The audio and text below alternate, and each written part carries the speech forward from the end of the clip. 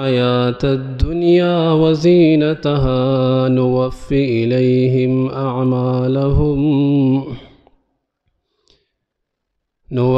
إليهم أعمالهم فيها وهم فيها لا يبخسون.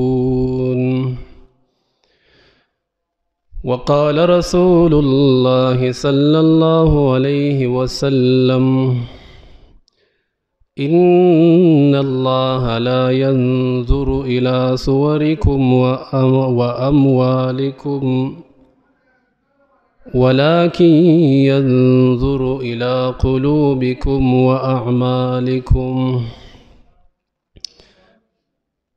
أو كما قال رسول الله صلى الله عليه وسلم: يا رب صل وسلم دائما أبدا على حبيبك خير الخلق كلهم، هو الحبيب الذي ترجى شفاعته لكل هول من الأهوال مقتحم. درود شریف وایي. اللهم صل على محمد وعلى آل محمد كما صليت على إبراهيم وعلى آل إبراهيم إنك حميد مجيد. اللهم بارك على محمد وعلى آل محمد كما باركت على إبراهيم وعلى آل إبراهيم إنك حميد مجيد. زما محترم و معزز الله جل جلاله عم نواله وعز اسمه وجل قدره د خپلو بندگانو نه اغا عمل غواړي چې اغا صرف د الله جل جلاله د رضا دپاره وکړی شي. صرف الله جل جلاله ته مطلوب او مقصود وي او د ریا نه او د دکلاوي نه خالی وي. یواری رسول الله صلی الله علیه وسلم فرمایل صحابه ته وی ای زما ملګرو زه یریږم خپل امت باندې د شرک اصغر نه چې دا خلق به په شرک اصغر کې مبتلا شي. صحابه کرام تپوس کوي د الله رسوله شرک اصغر دا څه شی دی؟ نبی کریم صلی الله علیه وسلم فرمایل د خودنې دپاره عمل کول، ریا والا عمل دا شرک اصغر دی. ګوره ډیر ګناهونه دي چې شمیرې نشته دی، یو عمل ته هم شرک نه دی ویلی شوی، شرک اصغر، لیکن ریا ته شرک اصغر ویلی شوی دی چې دا وړوکی شرک دی. د خودنې دپاره عمل کول، دې دپاره موس کې چې خلک راته موزګزار ووایي، دې دپاره روژه نیسي چې خلک راته روزهدار ووایي، دې دپاره زکات او صدقات ورکوي چې خلک راته سخي ووایي، ښه سړی ووایي، دې دپاره حج کول چې خلک راته حاجي صاحب ووایي، دې ته ریا ویلی شي. او رسول الله صلی الله علیه وسلم دیتا شرک اصغر ویلے دے. بل عمل زنا لوی عمل لے، لوی گناہ دا پا گناہونو کی. شراب سکل نشہ کول دا پا گناہونو کی لوی گناہ دا. قتل کول لوی گناہ دا، ڈاکا غلا کول لوی گناہ دا، رشوت و سود خوڑل لوی گناہ دا. لیکن رسول الله صلی الله علیه وسلم دے ټولو گناہونو ته شرک اصغر نه دی ویلے. ریا ته رسول الله صلی الله علیه وسلم شرک اصغر ویلے دے. ځکه الله د پاره چې کوم عبادت پکار دی، هغه عبادت کې تا مخلوق د الله سره شریک کو. دیو جنا دا شرک اصغر دی وی وړوکی شرک دی او شیطان انسان باندې کوشش کوي اول شیطان په انسان دا کوشش کوي چې د سره د عمل ونه کی شیطان کوشش کوي چې دا انسان موضوع ونه کی د عبادات ونه کی د روزه ونه نیسی د حج ونه کی د تهجد ونه کی د نوافل ونه کی لیکن کچرتا دا شیطان په دې جامه کې ناکام شي او انسان دا بندا په عبادت کې مشغول شي د عبادت نه خویمنه نه کی نو دا شیطان بیا راشي او د انسان ته پزړه کې وسوسه اچي پزړه کې ورته ریا واچي چې زه خو ډېر ښه سړی ما موز کوم زه روژه نیسم زه صدقات کوم خیراتونه کوم نو شیطان چې دویم وار په انسان باندې کوي هغه د ریا دی چې دې انسان کې ریا پیدا کی خودنه شهرت پسندی خود پسندی دا پکې پیدا کی او کچرته شیطان په دې کې کامیاب نشي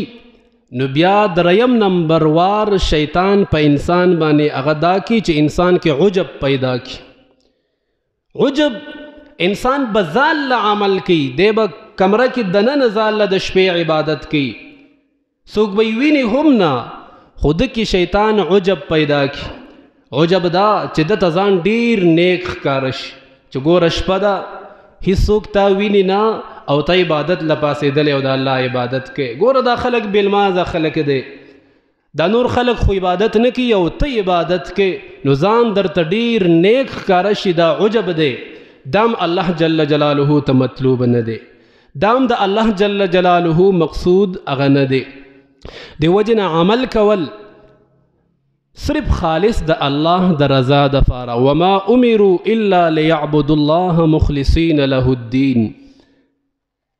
انسانانو ته حکم شوی دی چې د الله عبادت کوي خو خالص د الله جل جلاله دپاره ملاوټ نه د الله عبادت کوي نو خالص د الله جل جلاله د رضا دپاره کوه یو حدیث کې راځي حضرت عدی بن حاتم رضی اللہ عنہ روایت نقل کی وی رسول اللہ صلی اللہ علیہ وسلم او فرمایل چې کله د قیامت میدان ولګي ټول مخلوقات الله جل جلاله میدان محشر تراجم کی وی خلق بارک به حکم وشي چې دا جنت طرف ته بوځي پرشتي به روان کی د جنت دروازې ته به ورسي دی به وګوري د جنت نعمتونه به وویني د جنت محلات به وګوري د جنت نهرونه به وګوري د جنت خوشبو به محسوسه کی بیا به حکم وشي پرشتي به د هغه ځای نه بیا واپس کی چې پرشتي واپس کی نو دی به خفه شي پریشانه به شي او الله جل جلاله دربار کې به عرض وکړي الله چې مخکم جهنم ته بوسته وي د جنت د نعمتونو دا دیدار هم نوې کړي دا خوشبو هم نوې محسوسه کړي دې طرف تم د جنت د نعمتونو خوشبو محسوسه کړه دا غي دیدار مو کو بیا واپس جهنم ته ځو الله جل جلاله به ورته فرمایي چې تاسو دنیا کې زما سره ملاوت کړو په عبادتو کې ملاوت کړو عبادت زما د پار د پکار او تاسو په کې مخلوق شریک کړي وو تاسو عبادت دې د فارکاو چې خلق راته خسړې وي نو عبادت خو خالص مال رفکار او تاسو په کې مخلوق شریک کړي دی وجه نن ورځ به تاسو د فار سخترین عذاب وي شدید عذاب به وي او پرشتي به جهنم ته بوزي دا د هغه چا د فار چا چې ریا د فار عمل کړي دی ځکه عمل به هم وکي او الله ته به مقبولم نه من کان یرید الحیات الدنیا وزینتها نوفی الیہم اعمالهم الله فرمایي څوک چې د دنیا د فار عمل کوي د دنیا زینت غواړي د دنیا خایس غواړي د دنیا شهرت غواړي د دنیا نوم غواړي بس دا به ورته میلاو شي خو په آخرت کې به هیڅ حصه نه وي د دې عمل هیڅ بدله به ورته نه میلاویږي ټول عمر به منځونه وکړي ټول عمر به عبادتونه وکړي نوافل به وکړي روجې به ونیسي تهجد به وکړي خو که د ریا شایبه پکې وه نو دا ټول عمر د اسې ځان ستړی کو او آخر کې بدلم نه میلاویږي انما الاعمال بالنیات د اعمالو دارومدار په نیت باندې دی ته که ډېر ځان ستړی کړي خو که نیت کې د معمولي ریا وي نو د هغې ثواب درته نه میلاویږي بلکې د هغې په ځای د عذاب خطره ده چې عذاب درته الله جل جلاله درکړي علما وایي وی نیکی داسې پکار ده لکه څرنګه چې انسان ګناه په پټه باندې کوي چې خلک مې وینني دی ګناه کوي دی نشه کوي دی زنا کوي او دی په پټه باندې کوي چې یاره زما خلک په دې ګناه کې ونه رسي په پټه باندې وکړمه وی داسې نیکي پکار ده داسې پټه نیکي وکړه لکه څرنګه چې ګناه پټه کوي د خلکو نه پټوي چې خلک مې وینني دقه رنګې دا نیکي هم داسې وکړه چې د نیکۍ باندې دې هم څوک خبر نه شي هېچا ته پته ونه لګي چې د نیکي کړې ده او که نه ده کړې ځکه نیکي دا خو معامله صرف د الله جل جلاله سره ده الله پې پوهېږي انسان د خپل ذاتي لحاظ سره یو عمل کوي او د الله رضا پکې نه وه حضرت علی المرتضی رضی الله عنه د رسول الله صلی الله علیه وسلم صحابي دی یو وارې د یو کافر سره مقابله راغله او هغه کافر ځمکه باندې را وفرځه او د پاسه په سینه باندې ول کېناستو توره ورسره ده دا کافر قتل کوي د کافر په لاندې نه لاړې تو کړې نو حضرت علی رضی الله عنه ترې راپاڅېدو هغه وی ولې زما نه پاڅېدې تا خو زه قتل کولم زما په سینه باندې د پاسه ناست وي ما خو څه کولی هم نه شو دی ورته وایي وي اول مې قتل کولې صرف د الله د رضا دپاره خو چې کله تا ما ته لاړې تو کړي نو زما د سره ذاتي دشمني پیدا شوه دې وجې نه ما ته پرېښودې چې اوس پکې د ریا او د ذاتي مفاد راغلل د دې وجې نه ما اوس ته پرېښودلې دې وجې نه عمل خو صرف د الله جل جلاله د رضا دپاره پکار دی علماو د یو بادشاه واقعه ذکر کړې ده و یو بادشاه شرابي و شراب به څکل خلکو به وله شراب راوړو څوک چې به وله خواله راتو نو تحفه کې به وله شراب راوړو وزیران غلامان خادمان ډیر شی وو نو دله چا شراب راوړي دي او ګیر چاپېره ورته منګو کې پراته دي یو غلام نو دا غلام ډیر نیک انسان و ډیر ښه سړی و خلکو به دله شراب راوړل دی غلام یو وارې سوچ وکړو راشه دی بادشاه ته دا دومره منګي د شرابو پراته دي راشه دا ټول مات کا راشه دا د نیک د نیکی یو کار خو وکړه د ثواب یو کار خو وکړه ټول عمر مې د بادشاه منلې ده نن راشه د الله ومنه ځکه دا خو ګناه کار دی راشه دا منګي ول ټول مات کا نو دا غلام راغی یو منګي ماتي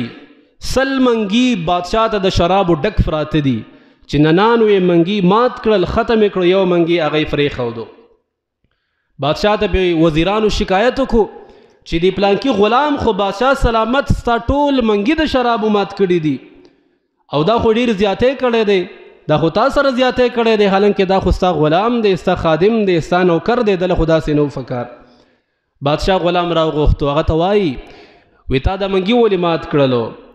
وی ما وی ځکه مې مات کړل چې ټول عمر مې ستا خبره منلې وه نن مې وی راشه د الله خبره ومنه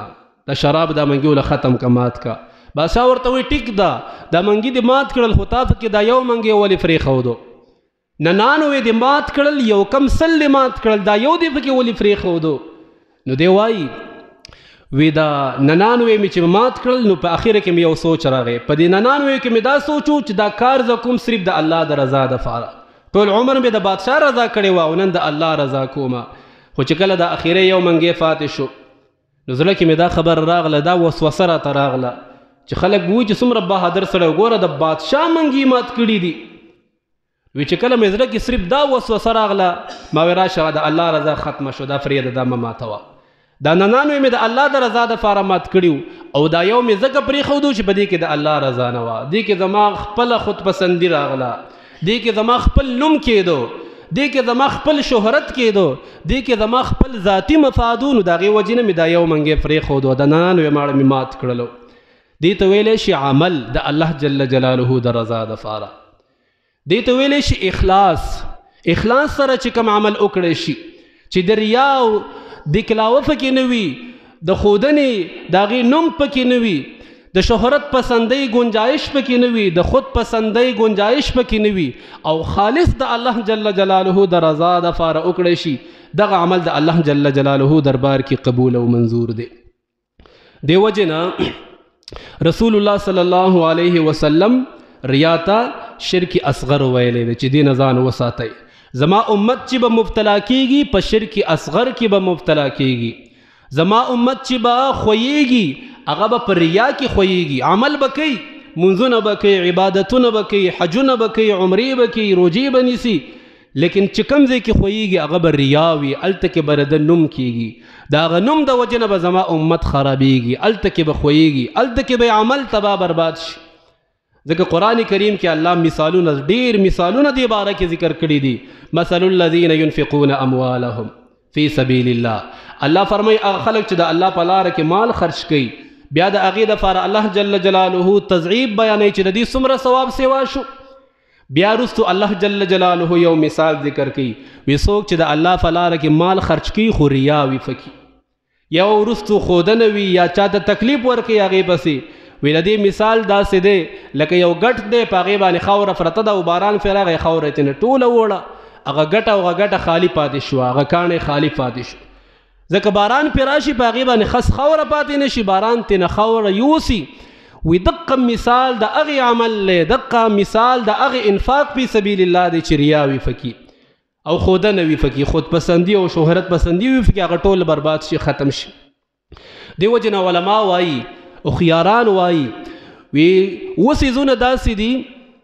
که دې سره نور اووه څیزونه نه وي نو دا اووه څیزونه بې فایدې دي، دا انسان ته هېڅ فایده نه ورکوي. اووه کارونه به دا انسان کوي، لیکن که دا نور اووه کارونه ورسره نه وي دا اووه کارونه د انسان له فایده نه ورکوي. یو د الله جل جلاله خوف انسان سره شته، یره شته، دا انسان یریږي خو د ګناهونو نه ځان نه بچ کوي، نو دا یره دته څه پیدا نه ورکوي. ته خو یریږي، الله لوی قهار او جبار بادشاه دی، لیکن د ګناه نه ځان نه بچ کوي، ګناه نه پرېږدي، نو دته دا خوف دا یره څه فایده نه ورکوي. او دویم نمبر علما وایي انسان امیدوار دی، دی د الله نه امید ساتي چې الله به جنت راکوي،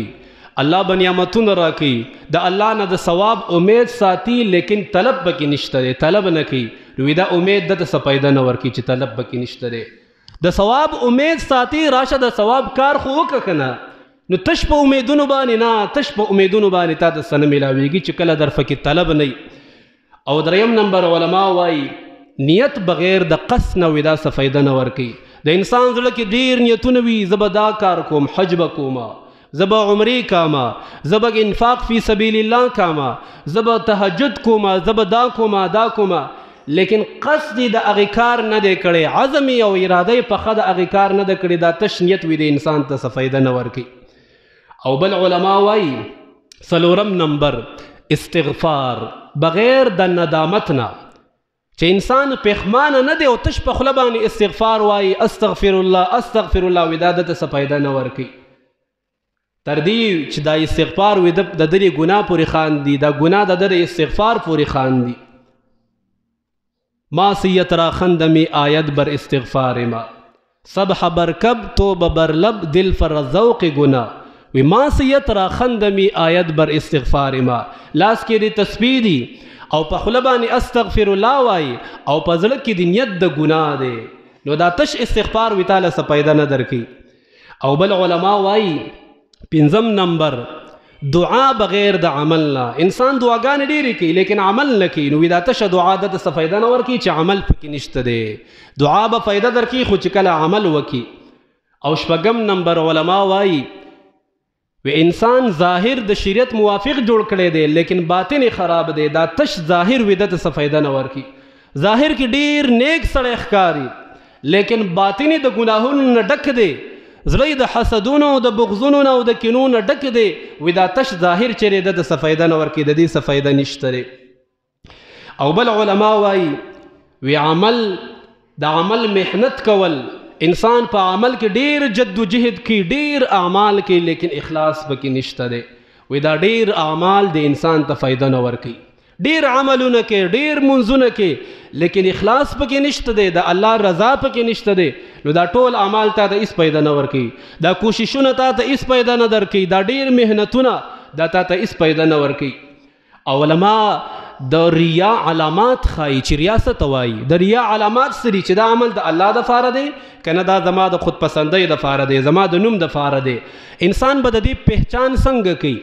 انسان به د دې امتیاز څنګه کوي چې دا عمل د الله د رضا دپاره دی او که نه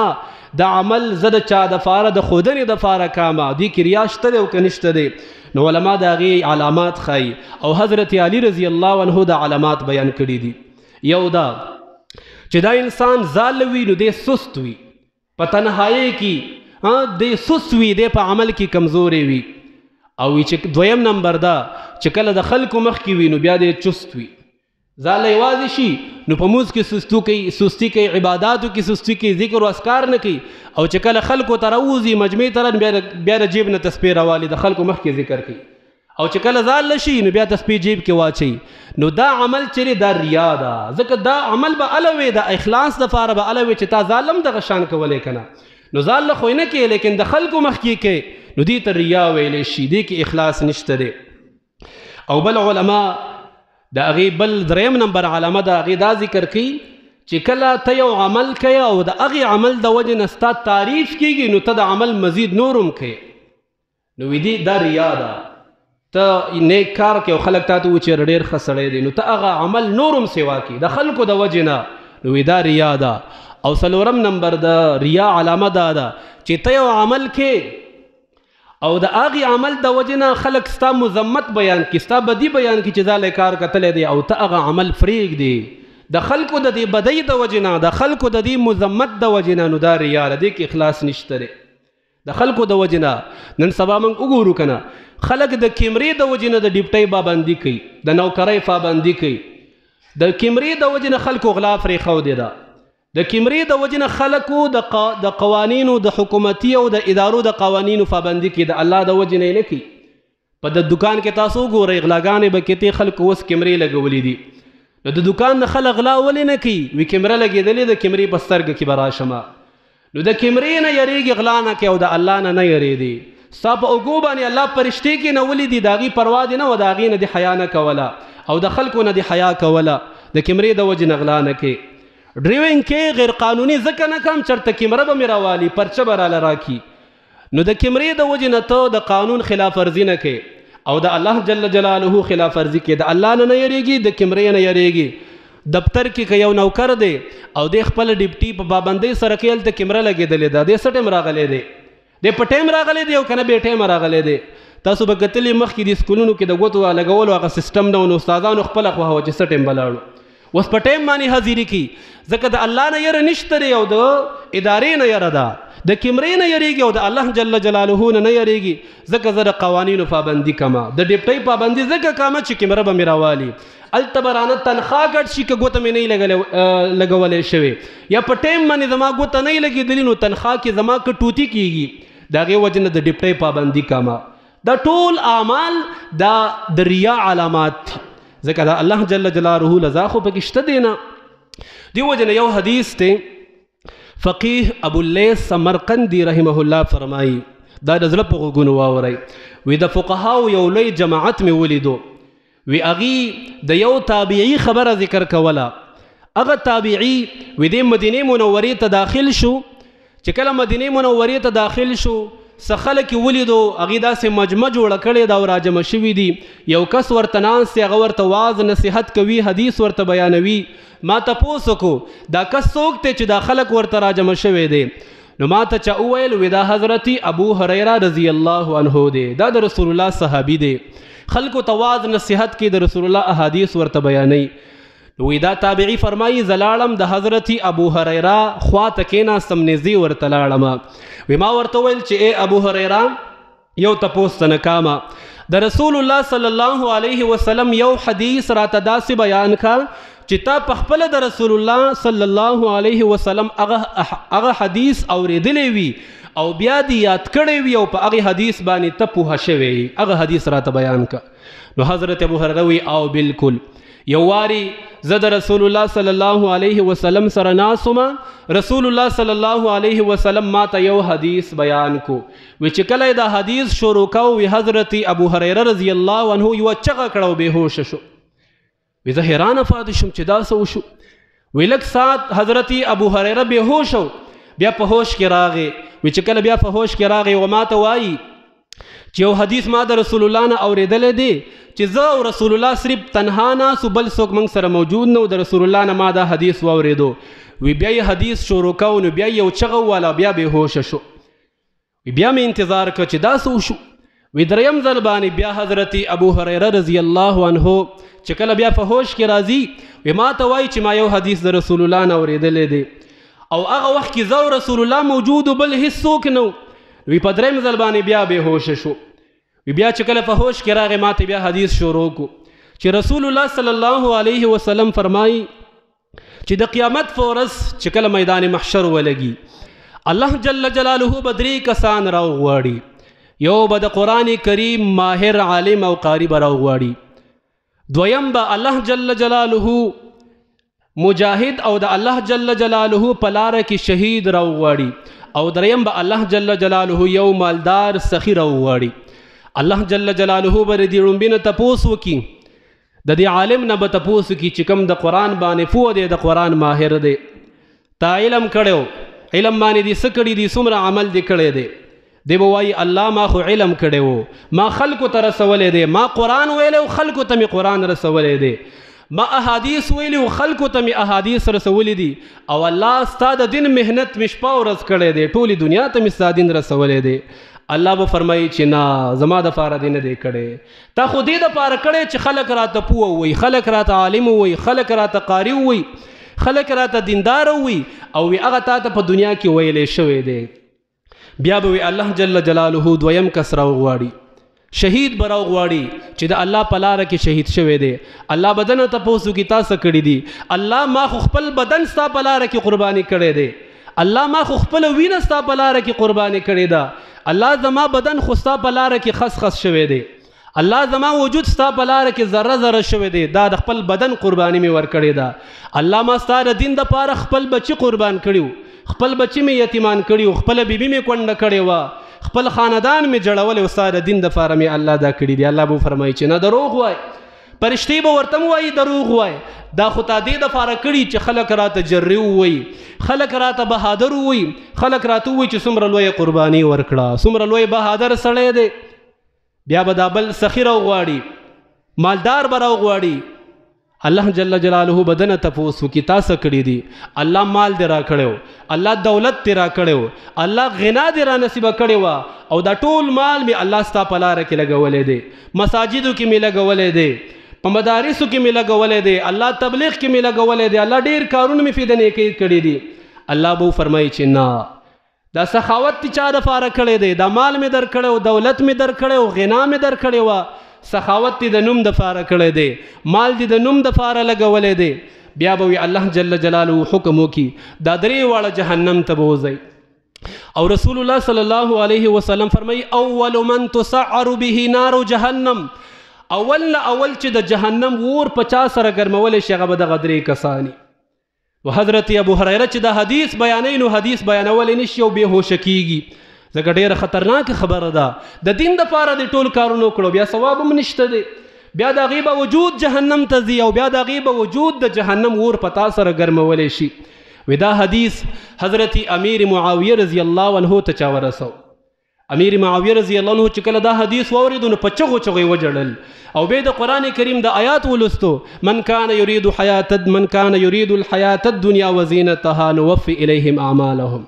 څوک چې د دنیا د زینت اراده لري چې دنیا راته میلاو شي مال راته میلاو شي وي دنیا به ورته میلاو شي آخرت کې د دې هیڅ حصه نشته دی آخرت کې د دې هیڅ بدله نشته دی چې الله جل جلاله به آخرت کې دوی له څه ورکړي ځکه دی خو دا ټول کارونه د دنیا دپاره کړي دي د الله جل جلاله دپاره یې نه دي کړي دې وجه نه عاجزي د الله جل جلاله ته خوښه ده ریا د الله جل جلاله ته مبغوضه ده الله ته ریاکار ناخوښه دی ما ته هر کار کو د څه دپاره کو که موز کو نو خلک کس مو درولی وي ما له تصویر وباسه او د حاجیان صاحبان عمرو والا خو به تاسو کتلي عمرې له به لاړ شي نو طواف کې نو ځان ته به یې موبایل نیولی وي چرته په مینا کې ولاړ وي هلته به یې ځان ته موبایل نیولی وي دوا به کې لاس به اوچت کړی وي نو ځان ته به یې موبایل نیولی وي خلکو ته به وایي نن مې طواف وکړو نن مې دا وکړو نن مې دا وکړو اوس ته ولې ته دا عمل د چا دپاره کې دا د الله دپاره کې او که د خلکو دپاره کې دا د الله دپاره کې او کنه د بندګانو دپاره کې چې خلک راته نیک سړی ووایي ټول عمل چې دی هغه د ریا نه ډک دی اخلاص نشته دی یو کس وی حج لتلی و چې کله حج کو واپس کور ته راغی نو بیا سوره دې پس یو دکاندار سره کاته وه نو کور نه روان شو هغه دکاندار له لاړو هغه دکاندار ته وایي زما هغه کاته راواله نو هغه خوشحاله شو چې زما له شاید زما له پیسې راکوي نو هغه چې ورته کله کاته راواړوله وي شا به وي زما د نوم سره حاجي صاحب ولي کوي وی حج ته تللی وم حج مې کړی دی نو زما د نوم سره به اوس حاجي صاحب وایي نو ګوره حج کو د څه دپاره چې خلک راته حاجي صاحب وایي د ریا دپاره دا ګوره الله جل جلاله ته محبوب نه دی الله ته عجزي غوره ده څومره عجزي رسول الله صلی الله علیه وسلم امام الانبیاء سید الانبیاء سردار دو کونین شافی محشر ساقی کوثر اولین او آخرین دغه عجزي وګورئ یو وارې د رسول الله صلی الله علیه وسلم یو کافر مشرک میلمه شو نبی علیہ الصلوۃ والسلام به د هر چا میلمستیا کوله نو هغه کافر میلمه شو د شپې نه په خوراک مو کو ښایسته میلمستیا یې وکړله بیا چې کله شپه شوه دا کافر لی بستره راوړه هغه وده شو دا کافر د شپې راپاڅېدو چې کومه بستره رسول الله صلی الله علیه وسلم په خپل لاس وله راوړې وه هغې کې ګندګي وکړه هغې کې لوی اودس وکړو نو بیا زړه کې رالل چې سار را باندې نشي چرته هغه به را باندې راپاڅي نو دا خو ما خو د هغه بېعزتي وکړه نو د شپې روان شو وتښتېدو دې کې د هغه یوه توره وه د هغه کافر دغلته کې د رسول الله صلی الله علیه وسلم سره یې توره پاتې شوه چې نبی علیه صلات وسلام سحر راغی ګوري هغه بستره په هغې باندې ګندګي پرته ده نبی علیه صلات وسلام په خپلو لاس مبارکو باندې هغه ګندګي صفا کوي کافر چې لسلګ مزل کړی دی نو زړه کې راله چې زما نه خو توره پاتې شوه ډایرک واپس په منډه باندې راغی چې ګوري رسول الله صلی الله علیه وسلم په خپلو لاس مبارکو باندې هغه ګندګي صفا کوي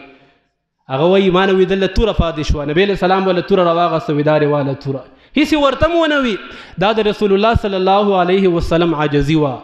ګوره څومره لوی پیغمبر د ټولو انبیاو امام دی دا دنیا چې آباده ده دا د رسول الله صلی الله علیه وسلم د وجې نه آباده ده څومره عاجزي ده پکې څومره تواضع ده پکې څومره خشوع ده پکې د دیوبند یو لوی عالم تیر شوی دی حسین احمد مدني رحمه الله یو وارې په ریل کې سفر کو چې سفر یې کړی دی په دې ریل کې ورسره یو سیک او یو هندو هغه ورسره ملګری دی سلک سفر یې کړی دی دغه سیک د دو لوی اودسماتي ضرورت راغلی دی نو دی تللی دی بیت الخلا ته چې بیت الخلا ته لاړ بیا واپس راووتو قضای حاجت یې پوره نه کو حسین احمد مدني رحم الله پې پوه شو چې څه چل خو دی خو د بیت الخلا نه واپس راغی حسین احمد مدني رحم الله راپاڅېدو دننه لاړ چې بیت الخلا یې وکته هغه ټوله ګنده پرته ده وي ښه وي دی ځکه د بیت الخلا نه واپس شو چې بیت الخلا ټوله ګنده پرته ده نو څه یې وکړل راشه دا خو اوس صفا کول غواړي نو څه یې ونه کتل چېرته جارو ماروم نه وه چېرته کفړه م نه وه د سګرټو یو څو ډبي پراته حسین احمد مدني رحمه الله د سګرټو هغه ډبي راواغستل او هغه یې وشلوله په خپلو لاسو باندې هغه بیت الخلا صفا کړه هغه لیټرینګ یې په خپلو لاسو باندې چا دپاره د یو هندو د یو کافر دپاره یې صفا کړله بیا چې کله بهر راووتو هغه سیټ ته وایي ورشه اوس خپل قضای حاجت پوره کړه هغه وي هغه خو ګنده پرته ده نه نه وي زه اوس تلی ومه صفا ده ورشه چې هغه لاړه چې دننه یې وکتو بیت الخلا صفا پرته ده هغه واپس راغی وی تا سره دی الله خو کی ته خو ډېر ښه سړی ما سره دی ښه وکړو هغه وي تا سره مې نه دی کړي د رسول الله سنت مې ژوندي کړي دي رسول الله داسې خپلو لاسو مبارکو باندې کړي دي زه د هغه یو ادنا امتي یم زه د هغه یو عجز بنده امتي یم او زه د الله یو عجز بنده یم وی دا ما د الله د رضا دپاره کړي دي وی دا ما د رسول الله صلی الله علیه وسلم سنت ژوندي کړي دي وی دې کې مخامخ یو بل عالم ناسو مولوي نظام الدین رحمه الله وی هغه راپاڅېدو چې کله د حسین احمد مدني رحم الله دا خبره واورېده وی اوسه پورې خو ما تا سره حسد و بغض وی ما به ته نه تسلیمولي ځکه د هر چا ضدیان ډېر وي د ترکان ضد چې هغه ترکان کې او د ملا ضد چې هغه ملای د ملا سره د ملا نه لګي او د ترکان سره هر پیشې والا پس کې یو بل باندې ناسود وي وی زه خو تا باندې اوسه پورې ډېر ناسود وم وی ستا خلکو به چې ستا صفت کو ما باندې به بد لګېدو چې دی په څه پوهېږي وی چې کله مې ستا دا کار ولیدو وی معافي ده نه غواړم ګیرې ته وله لاس کو چې ما معاف که داسې عاجزي په هغې کې موجوده وه حالانکې حسین احمد مدني رحمه الله دا ډېر لوی شخصیت تیر شوی دی پاکستان کې چې څومره لوی لوی علما لوی لوی شیوخ دي د ټولو د احادیثو سند چې د هغه ته رسېږي دومره عظیم شخصیت لیکن بل طرف ته عاجزي وګوره څومره عاجزي ده فکې نو الله جل جلاله ته هغه عمل مقصود دی چې هغې کې عاجزي وي هغې کې اخلاص وي دیو وجه رسول الله صلی الله علیه وسلم فرمای ان الله لا ينظر الى صوركم واموالكم الله نستا صورت ته ګوري نستا مال ته ګوري ولکن ينظر الى قلوبكم واعمالكم لیکن الله جل جلاله ساسو زړونو ته ګوري ساسو اعمالو ته ګوري د شکل صورت نه به ډیر خسته وي ډیر مال او دولت په وي د سره لیکن زړه به دې غني نه وي په زړه کې به دې ریا وي زړه کې به دې دکلاوه وي زړه کې چې کوم عمل کې په هغې کې به اخلاص نه وي نو الله جل جلاله ته ستا دغه خایس مقبول نه دی دام تعالی څه پیدا نشي درکولی که دې خایس پیدا ورکوله ابو لهب ته به یې ورکوله ابو لهب اور والا دومره خایس والا الله جل جلاله ورکړی لیکن د هغه په ضم کې الله یو صورت نازل کو تبت یدا ابي لهب وتب الله فرمایي وي د ده دواړه لاسونه دې هلاک شي ولې په خایس باندې وی الله به دغه صفت کړی وي چې دا خو ډېر ښایسته دی که به بادشاهي باندې وی د فرعون به الله صفت کړی وي ټوله دنیا باندې بادشاهي کړې ده که په مالدارۍ باندې وی د قارون به الله صفت کړی وي ان قارون کان من قوم موسی فبغى عليهم او د قارون سره څومره مال او دولت دومره وي دومره دغه خزانې وي چې د هغې چابیانې د هغې خزانو چابیانې به یو لوی جماعت اوچتولې دومره ډېرې خزانې وي چې دومره لوی چابیانې به یې وي لیکن نه مال په پیدا باندې راځي نه خایس په پیدا راځي نه دولت په پیدا باندې راځي صرف یوه عاجزي د الله جل جلاله په دربار کې دا په پیدا باندې راځي الله دې عمل کولو توفیق را نصیب کړي بل یو درخواست تاسو مخکې کوم زموږ د جماعت چونکې ډېر بیل راغلی او ته 40,000 نه سیوا نو نیم پکې ادا شوی دی 20-21,000 روپۍ هغه بیل فاتې دی چانده کېږي د سنتو نه وروسته نو خپل اخلاص پکې وکړي جزاکم الله